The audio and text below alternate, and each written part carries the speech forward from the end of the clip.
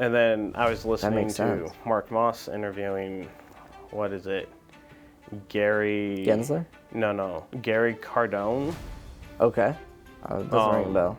Yeah, but he does a lot of stuff in like energy. He started in energy and then he kind of really got into this whole crypto thing. And he was talking about how energy and cryptos are kind of, especially Bitcoin, Yeah. are closely related, like oil Interesting. and cryptos. He saw a huge similarity. Between oil and cryptos? Yeah. Still, or Yeah. weird, like when oil goes up, cryptos go up, or? Well, I guess it makes sense because oil is also attached to energy. Yes. And then Bitcoin is attached to energy in a way. Oh. Where he was saying that, like Europe is moving towards using nuclear power, which for some odd reason is now the miracle drug for energy, which they'll find something wrong probably about 2 years into it. Yeah.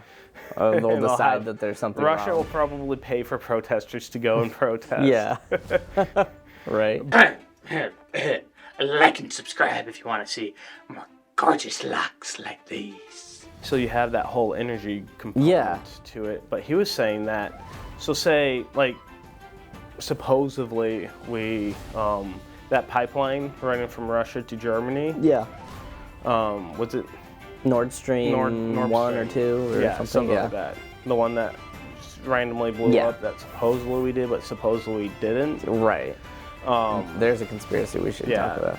But he was saying that we started supplying them with the extra energy that they needed. Right. And they also were looking at other places for the energy. Germany was. Okay. And the whole rest of Europe. Okay. And they had a mild winter that year, which was very fortunate for them. For sure. And looks like it's going to be a little more harsh for them, but who knows? Yeah. No, that's kind of funny because that was a huge thing in the news, a year or whatever ago when it all happened. And like what you were talking about, how the energy shortages they would be receiving. And I feel like we've heard nothing about it. And obviously, I mean, the pipe didn't just suddenly get fixed and they're not getting oil. So that's kind of interesting to see how that's playing a role. Did they say, because you said that they were going to start doing the nuclear thing again? Did they say how long that would take to get that up and running? Like, I'm sure that's a 10 to 20 year process. Because I knew they were shutting some old ones down, like prior to this explosion. Yeah. I didn't know if they could like flip a switch, turn those back on. From my understanding, from what I heard, it's not a flip of a switch. Yeah. I mean, you got to get all the components over there. And retest it and I don't know how long of a process. It might be a year, it might be 2 years, it might be 6 months, who knows. I'm curious if, because like that Gary guy that you were talking about, Gary Cardone. Gary V, or Gary Cardone. V. Yeah, not Gary V. Gary Cardone. Yeah. What he was saying, how oil was attached to Bitcoin, or seemed to be attached to Bitcoin. I wonder if like the nuclear power becomes a bigger and bigger thing, if that will, Bitcoin and oil will like decouple as far as like their trading.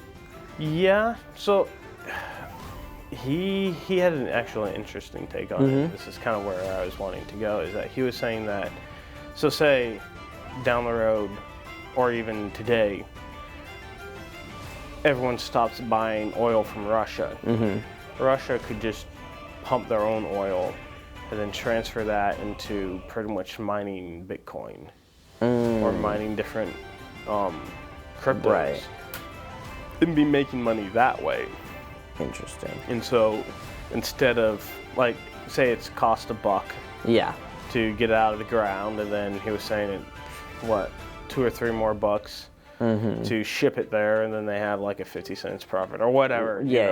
Whatever it is per gallon, you know. He was just using that as an example. There's a transfer fee.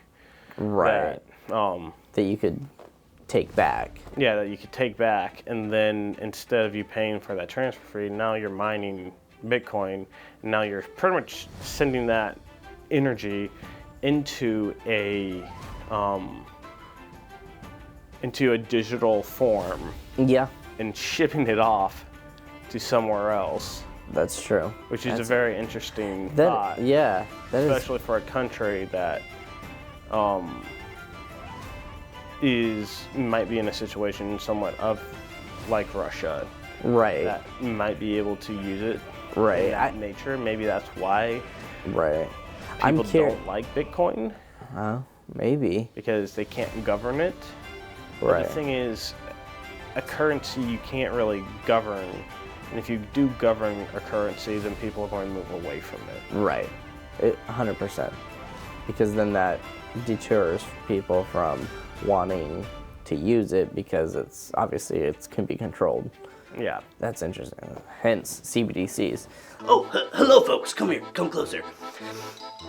Conspiracy Crypto Pirates is a new show that has really hit the interwebs and it's going to be amazing and I can't wait for you to join. So please like, subscribe, join all the social medias. We've got X.com, we've got YouTube, we got Instagram, we got it all. So like, subscribe, do all that thing. Arrgh.